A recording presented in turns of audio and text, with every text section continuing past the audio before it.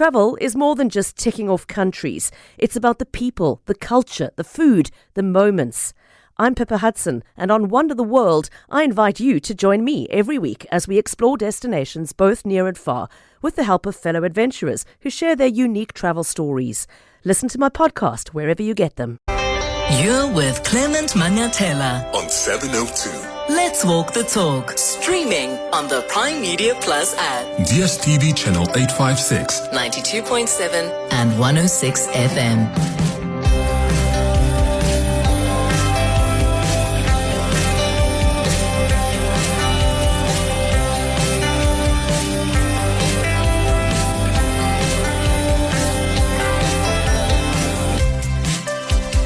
6 minutes after 9 o'clock. Dumelang. Welcome to the Clement Manyathela Show, the Washington edition of the Clement Manyathela Show. I'm coming to you live this morning from Washington, D.C. here in America. I'm actually just a few steps away from the White House, where that crucial meeting between President Cyril Ramaphosa and President Donald Trump will be taking place. It's crucial, that meeting. It's a make or break, and that's why Radio 702 is here to bring you all the live updates as it happens. This is probably the most important meeting for us since the official engagements between the President Mandela at the time and President Bill Clinton back in the 90s, right, 1994 or 1995, thereabout. And I think that's why we're here. Do you know what time it is here? It's actually 3 a.m. in the morning. It's 3 a.m. in the morning because South Africa is 6 hours ahead. We also get into the new year before America, and now I understand more than ever why whenever we have guests from DC, they always want to pre-record interviews with us, because who wants to wake up at 3 a.m. in the morning to talk to Clement, eh? Oh, but it's so great to be back here. It's my second time in Washington, DC. I haven't been here in probably about 5 or 6 years, and so much has changed. And yet so much remains the same. What's that saying again? The more things change, the more they stay the same. Anyway, how are you doing this morning? How are you feeling about this meeting between the President Cyril Ramaphosa, and President Donald Trump? I think the fact that the meeting is happening is quite extraordinary. In fact, it's a big deal, given where the relations between the two countries are at, where they have deteriorated to. We were blue-ticked for a very long time. Our ambassador got expelled. The US government expressed displeasure at our government's continuance with the ICJ case against Israel. They expressed their displeasure at our alliance with Iran, at our transformation policies. They acted on disinformation and invited white Afrikaners to apply for refugee status in the US, even though our government informed them that they were acting on false information. They cut aid, and we were not the only country affected. But we were affected by that decision. Similarly with tariffs that were announced, because that could mean the end of AGOA. I guess what I'm trying to say to you is it's been tough. The relationship between the two countries has deteriorated, and it needs some resetting. And that's why President Cyril Ramaphosa is here, even on the week that his government will be presenting a third budget. But as I said to you last week, we're dealing here with a transactional leader in Donald Trump. When he negotiates, it's a give and take. It's a deal or no deal. So what are we prepared to give or concede on? And what are the non-negotiables for us as South Africa? Clement Manyathela. Streaming on the Prime Media Plus app. DSTV channel 856. 92.7 and 106 FM. All right, 011-883-0702. That's the number you can dial. The WhatsApp line is 072-702-1702. So one of the things that has been noticed here in DC is just how President Cyril Ramaphosa has been received. And I think that seems to give some comfort to his team and delegation here. You should see the security contingent. I was at his hotel last night. And the security contingent, I think he was welcomed like a president should be welcomed in any country on a working visit. And of course, the focus now moves to tomorrow and how they're going to be received at the White House. So as journalists who are part of the presidential corps, we are going to be meeting today with the presidential team to give us the details of what's going to be happening on Wednesday, what are we expected to do, what time we expected to arrive there. And then finally, we're going to head to that meeting tomorrow in the Oval Office at the White House. The president has brought with him Minister Lamula, the Minister of International Relations. You've got Minister in the Presidency, Kumbuzo Nchaveni, also joining the president. Minister Tau, who's the Minister of Trade and Industry and Competition, is also here. And you've got John Steenhuisen, the Minister of Agriculture, who's here together with Mcebisi Jonas, who is a special envoy to the United States of America, the presidential envoy.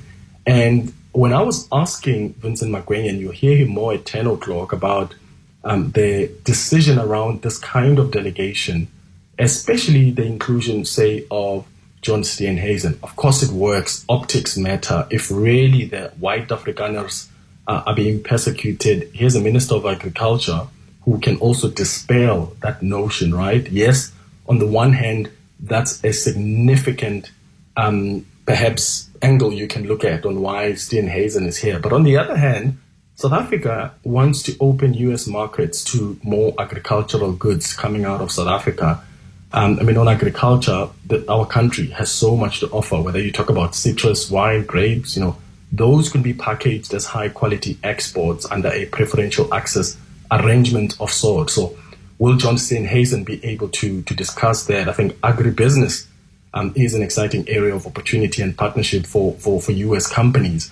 So we're looking at some really important trade discussions. And yes, there are some sideshows about some of the contentious issues, whether you look at AGOA, whether you look at the issue of the so-called refugees, whether you look at the G20 presidency, and whether Donald Trump, the president of the U.S., still plans to come, not still, because he's never really indicated he's coming.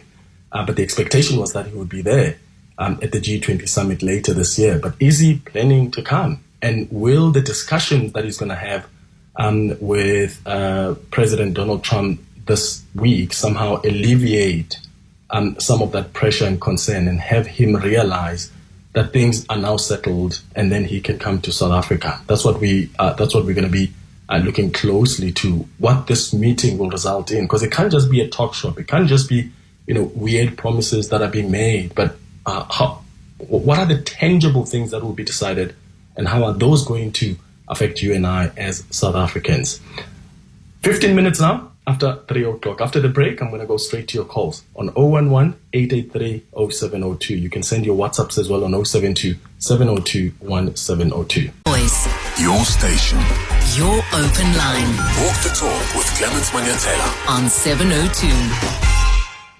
It's 18 minutes after 9 o'clock. You're listening to the 702 Open Line. Let's start with your WhatsApp voice note. Hey, good morning, Clement, there in the US. You're going to be with the red man himself, Donald Trump.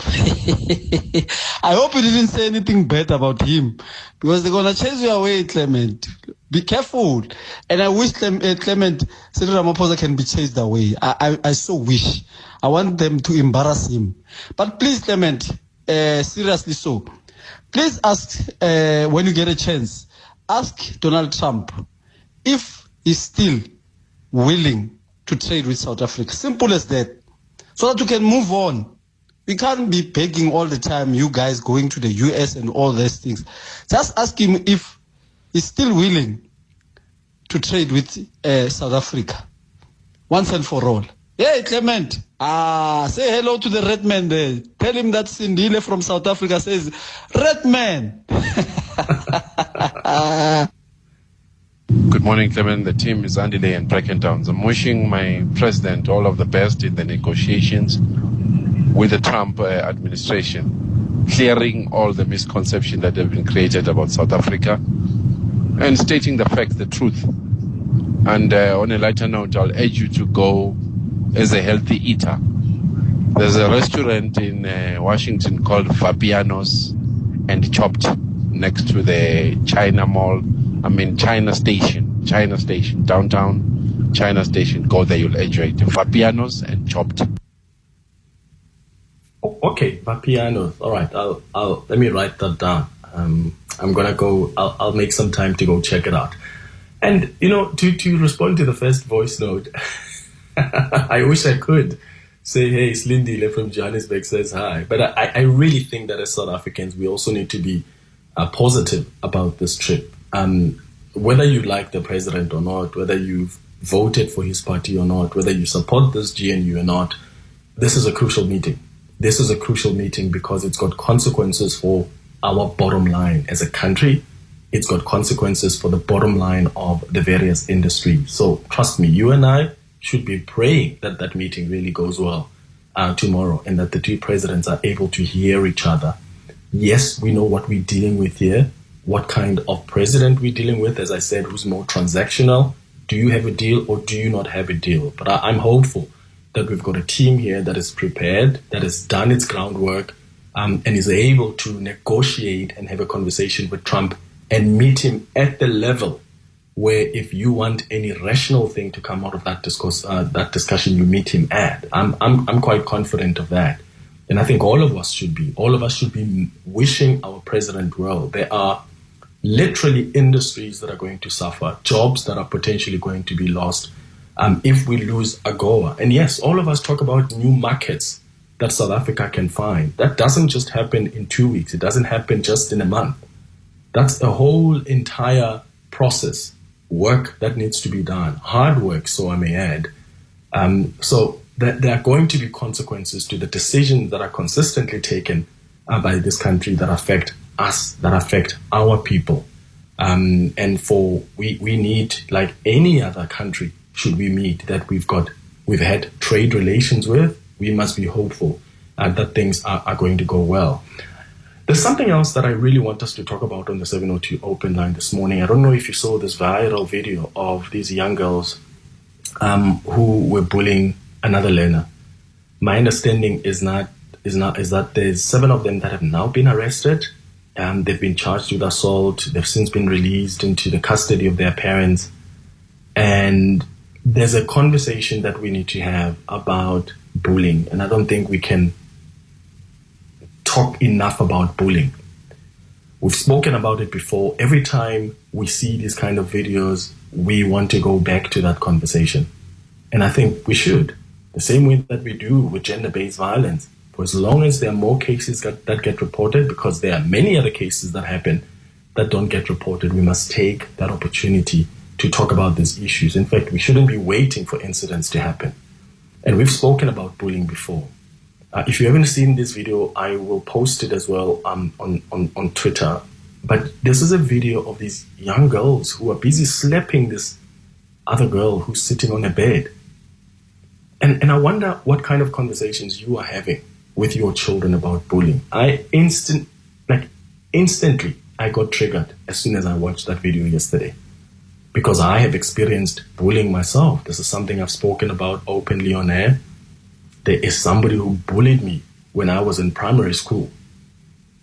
And I felt so conflicted one day because I was so scarred and traumatized by this bully that even when I am home, I would always avoid to walk on the street where this bully stayed. And I remember one day I got the news from a friend who knew how this bully and their ways affected me. And then this friend of mine called and said, hey, listen, this person has died. And I don't want to lie to you. There was a sense of relief that I felt. And I remember feeling so conflicted about that. I remember feeling, why do I feel like that? Why am I feeling so relieved when someone has just passed, when on the other hand, it looks like this is a family that's going to be struggling with this news. And yet here am I, my body experiencing some sense of relief. And it's that moment where the body just fails you, right? You're expecting it to react in a particular way, but it reacts in a way that it wants to react in based on the context that it has. And I felt so conflicted. And I think it was in that moment when I realized how traumatizing bullying is. People get traumatized. And there's some of us who, even when we're much older, a lot of what we do is influenced, even our attachment styles, how we resolve conflict, how we deal with people. A lot of it is also influenced by whatever we've experienced when we were young. So I want to ask you this morning as a parent, how do you teach your children not to be bullies? We can't all just think that our kids are angels who go to school and they love one another.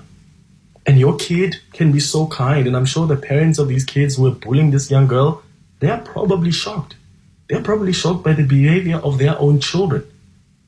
Because you can do as much work as you can. The minute they step out, you don't know what they're doing. So what conversations are you having with your own children about bullying? Because we can't talk about our children from a position of this is what you do when you are being bullied. We need to talk to them about what are the consequences of you being a bully on other people. What conversations are you having with your children about bullying or about being bullied? How to respond to bullies, or when their friends are bullying somebody else, what it is that they can do. Give us a call on 011-883-0702. Let's talk about that. On the WhatsApp line, we're on 072-702-1702, 26 minutes after 3 o'clock. Your voice, Your station. your open line Walk the talk with Clement Manyathela. on 702. It's actually 23 minutes after 9 o'clock. Let's go to the calls now. Let's start with you, Moshere. You're calling us from Pretoria West. Good morning. Yes, Clement, how are you this morning? I'm all right, man. Go ahead. All right. Clement, look, man, I'm vying for the president to be able to strike a good deal. Because if you look, the stakes are high. A number of people, if things don't go our way, they will lose their employment, of which, of course, some of us who are still having pay, it's easy for us to say that, no, we want them to be embarrassed. But we don't think about people who are depending on the aid and also the ALGOA. Yeah. A number of trade benefits that we're getting. Of course, look, going forward, we need to start finding new partners. But it can't be that without any alternative, we already were saying that, no, we want things to go sour. If they go sour, what about the people who are relying on this thing to feed their families?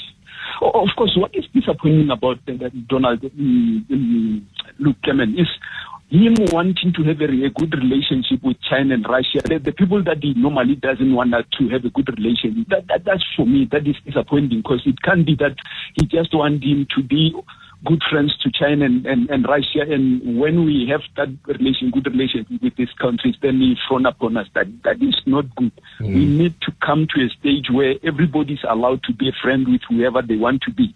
Of course, the trading, everybody wants to trade with Africa, of course, with their mineral resources, but it can't be Donald that is choosing who is our friends. That is not okay. Absolutely, Moshere, especially because he is now cozying up with the same people he doesn't want us to be friends with, right? Look at, the kind of relationship that he's built with the Russian president, Vladimir Putin. In fact, they were on a phone call just yesterday talking about the possibility of a ceasefire and ending the war in Ukraine. But whenever our government is trying to negotiate with the Putin administration or with President Zelensky, then we seem to be taking a side. And yes, you could argue that in the beginning we were taking a side, but that has since changed. The president went to Ukraine with a delegation from the African continent. They went to see President Putin as well. They've indicated that they're interested in finding peace. So we still need to stay firm. We can't have another country's leaders choosing friends for us, because tomorrow he sits with the people and cozies up with them. So how do we stand firm on that while still giving him the opportunity to state his mind and we try and find each other somewhere, some common ground of sorts? Kustas, you're calling us from Midrand. What are your thoughts? Good morning. Hey, good morning, Clement. Sure. That's good morning to you. That's good morning to us as well. Clement, let me start here, man. The First Lady sent me a message and said she is impressed by your dedication, commitment, and hard work for you to do the show in the US. So all in all, I love work. I love work that much, Kustas. I always tell a story of how one day I was on holiday in Thailand many years ago when I was a field reporter at Eyewitness News, and there was a terrorist attack, I think 300 or 400 meters from the hotel where I was staying. And I remember texting Katie Katapodis, who was the editor at the time, and the news anchor, Aurélie Kalenga. I think she was reading the news at the time. And I said, oh my goodness, there's a terrorist attack a few meters from the hotel. I want to go and cover it. And I started filing while I was on holiday. So I guess I'm just addicted to work. Look, man, you are going to go far, and we appreciate your impressive work. And thank you very much. Clement, I'm happy that you are there. You've got a lot of questions you're probably going to ask. But from a South African government, I'm hoping they don't sell our country at the stake there. I was shocked to hear that the Europeans have signed a deal with some of the South African companies that we should supply them with critical remnant out of this country. We never heard that as being announced in the country. We only heard it from the Europeans. So I hope that behind the scenes, they don't sell this country at the stake where certain things are now going to go to U.S. without the South Africans being beneficiaries. At the same time, Clement, when you get an opportunity with Donald Trump, I would wish you could ask him that he has been a president who has pushed against misinformation from the media house. Then what happens when he's the one who's pushing ahead misinformation? What does that make him to be as a person? So that's just my one question that you probably would ask. But Clement, I wish the South Africans well. I don't think they should be afraid. I hope they stand tall, and I hope they don't they Clement. That's not the time to do that right now. The time is to speak truth to power. Even if the guy next to you said there's genocide in South Africa, you don't turn to him. You just say, in South Africa, there is no genocide. Whoever believes that they're spreading misinformation, you say right next to him. There's no shame in that. You can speak fairly and disagree nicely. So I look forward to that trip, Clement. Enjoy. At the same time, the South Africans must make us proud instead of make us disappointed. Ramaphosa has been protected, Clement. This irritates me, from media scrutiny in this country. Now he's about to face a hot seat. We are all shaking. And we're not supposed to be like that if he was answering questions in this country all the time, if it's a normal daily business. Thank you for taking my call. Kustas in Midrand, thank you so much for your call. It's now 9:30. Your voice. Your station. Your open line. Walk the talk with Clement Manyathela on 702. It's 22 minutes before 10 o'clock. The 702 open line is on. You can call on 011 883 0702. Alternatively, send your WhatsApps on 072 702 1702. The Clement Manyathela Show this morning, live from Washington, D.C., in America, ahead of that crucial meeting between President Cyril Ramaphosa and Donald Trump. And I've been asking you how hopeful you are about that trip, about that meeting coming up tomorrow. But also, I want us to have a conversation about bullying again. We've had this conversation before. But it really, really, really is concerning. It's really concerning when you see young people hate each other like that. It's not starting with them. It started with us. It started way before. You probably remember, as someone who may be older now, how you were bullied or how you bullied someone else, even in primary school. So the responsibility at some point then falls on us as parents to also do our part. So what conversations are you having with your children about bullying? What conversations are you having not only about how they must respond when they are being bullied, but how they must respond when one of their friends is bullying someone else? How do we check if they're even capable of bullying? Because they are causing untold trauma that is going to reverberate even years later after these experiences. Let's start with your WhatsApp voice notes on 072 702 1702. Good morning, Clement. It's so sad looking at that video where the young girl was bullied. That is why, as I did karate, I've decided to take my son on it. He is now learning karate, unfortunately, to defend himself, because some parents, they don't know how painful it is for other children to bully the others. He has to defend himself. The rest and the consequences, we'll sort them later. Sello, Rodeport. Morning, Clement. This is Khomotso from What? This bullying discussion is actually so painful. So I'm raising twins who are autistic, and my one son, specifically the speaking one, because he has a stutter, like, he always breaks my heart. Like, he wants to go to church, he wants to go to these places, and every time we go there, there's like, low blow bullying where people tease him because of the stutter, and then it like takes a couple of days to rebrief your child, and then it's like, why don't you go to certain spaces? It's because when you come back, your child is broken. But in the same breath, I also need to watch for him to be like, okay, he mustn't anticipate bullying to the point where he then leads with being nasty. So I also take a look at his own behavior, help him with breathing exercises and, putting words to his feelings. But it's heartbreaking. It's heartbreaking. Anyway, thanks. Bye. Good morning, Clement. You know what? In relation to the bullying incident and many that we've seen, we need to be honest with ourselves as parents. If you look at all these videos, there's kids that are involved in the assault and there's kids that are in the background, clearly visible in the video of their participation or non-participation. What happens thereafter as a parent when you see your children or your child in the shot of what is going on, they're not doing anything? I know many parents will come and say, I teach my child ABC. Those are lies, because it did not have to get into the media for us to respond to it. You knew as a parent your child is involved in that video and you did nothing. So you are equally contributing to this bullying.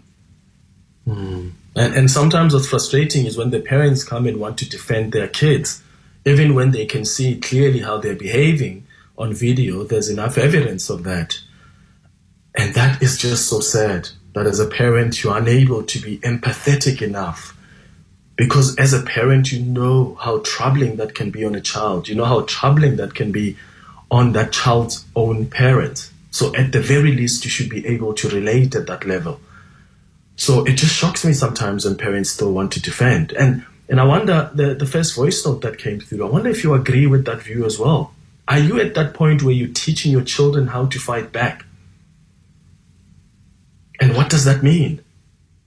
Is that the solution, that when someone bullies you, beat them back, kick them back, punch them back? What society does that create? I worry about that approach. And I'm not saying, it's a terrible approach as a parent. I'm just saying I worry about what kind of society we're creating. I worry about what solution it brings about, because it just perpetuates and increases the intensity of that moment and the violence. But what do we do as parents? What do we do? That voice note of the lady whose child stutters. We've gone to school. You've probably have seen someone who stutters in your community. You know how mean other kids were to people like that. They're having it hard. What do we say to our children to avoid them being trouble to other children, perpetuating these bullying tendencies and the violence on other children? What do we say to our children who may find themselves at the receiving end? Leonie, you're calling us from Bryanston. Good morning. Morning, Clement. Good morning to the listeners. Thank you so much for being our voice and for giving us a voice as well. Clement, the topic on the bullying, I feel it is our responsibility as a parent to keep transparency open and a safe space for our kids at home. We need to give them an ear, but a listening ear. And we need to listen to understand them and not to respond to them. I feel that a lot of the times we get so busy and our kids don't have a release, a safe space to speak about what they might be going through. And the influence is so great out there that they'll start feeding into what the friend says. I've got a 12-year-old, Clement, and we have this where we have bath time sessions. We chat, I touch base with her. I find out what was the highlight of her day, what was the low light of her day. And she sometimes comes home with the most heartbreaking stories. And I always say to her, there'll be a kid in her class, in her group, that was nasty either towards her or towards someone in her friend's group. And I always say to her, okay, where did you fit in? How did you try and diffuse? And she's very intelligent. She understands the bigger words, so I can ask her. she's well articulated as well. So I would ask her, how did you respond to, or how did you try and diffuse the situation? We've got this thing where we say, what would Jesus do? So going back to the Christianity, the principles, and it is our responsibility, because I find that hurt people hurts people, and it escalates into adulthood. So it's just leaving that safe space for your kid to have a download or an offload. That way you can get a clear sense of where your kid is at. Leonie, I couldn't have said it better. And we need to talk more and more with our children. We need to talk with our children. And yes, some of us grew up under a different, society. The generation that was raising us was different. So there was no opportunity for us to talk about how bad the day was or how good the day was. But let's talk to our children, as Leonie says, and ask them what were the highlights, what are the lowlights, and maybe that's where stuff is going to come up. Because our children are hiding a lot. Because sometimes you as a parent, you are going to be aggressive when they tell you I was bullied and clapped. Because the next question, instead of being sympathetic or empathetic, is why didn't you fight back? How are children going to be comfortable to come to you and be vulnerable when you are going to ask them, why didn't you fight back? When I was bullied in primary school, I wasn't thinking about how I'm going to fight back. I was completely powerless. When you're bullying by someone who is so many grades ahead of you, they're so big, they're so old, and you are asked, how did you fight back? That's not cool. And we need to change, because we respond in an attitude, in a way that we would have responded had we been in that situation. Let's be empathetic. Let's talk to our children. Let's take Zeroli in the East End, and then we'll take a quick break. Zeroli, good morning. Hi, good morning, Clement. Trust you well this morning. Quite interesting that you're talking. Quite interesting that you have the topic of what's happening in the state or the meeting with Donald Trump and our president and bullying in the same breath. Because, Trump has been referred to as, a bully himself. But anyway, all the strength and grace to our president, and may he stand tall and, just not cower with whatever is going to, go down with Donald Trump. But, on the topic of bullying, I was also bullied. This was in grade 3. I was 9 years old. I'm turning 35 this year, but it's still quite clear in my head. It was my first day at a new primary school. I was just sitting in what we used to call media centers at that time, which is it was like a library / where we had the school television or whatever. So I was sitting on my own, minding my own business, and from nowhere, one of the students, and it was actually a guy, he just walked up to me and just slapped me, like literally slapped me from nowhere. And in that moment, I was just quiet, and I cried. Then I went back home. At the end of the day, I cried so much at home. I didn't open up to my mom or anything like that. But then I just sat back and I thought to myself, hold on, this will never ever happen to me ever again.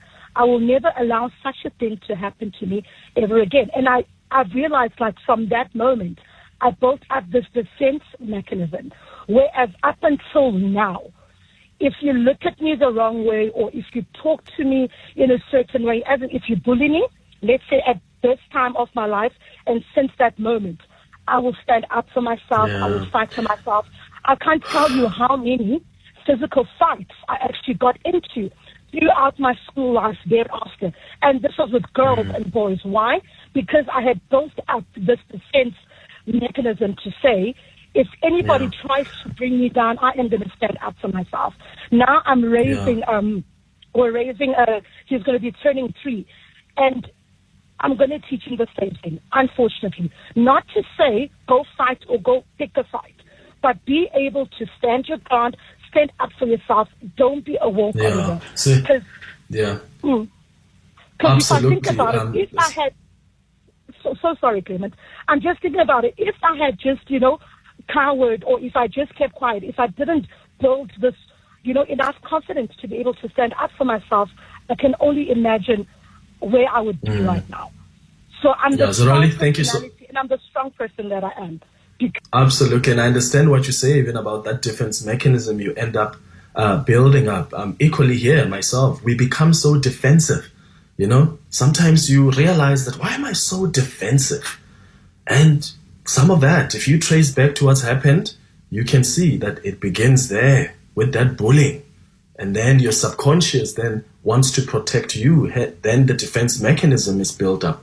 Ziroli in the Eastern, thank you so much for your call. It's 9 minutes now before 10 o'clock. After the break, I'll start with you, Peter, in Forestburg. I know you've been holding for a while. Neo in Mokopane, I see you as well. I'll start with your calls after this. Your voice. Your station. Your open line. Walk the talk with Clement Manyathela on 702. 6 minutes before 10 o'clock. Peter, let's start with you in Forestburg. Good morning. Morning, Clement. I'll be short, Clement. I think all the adverts, etc., paid for your flight to Washington.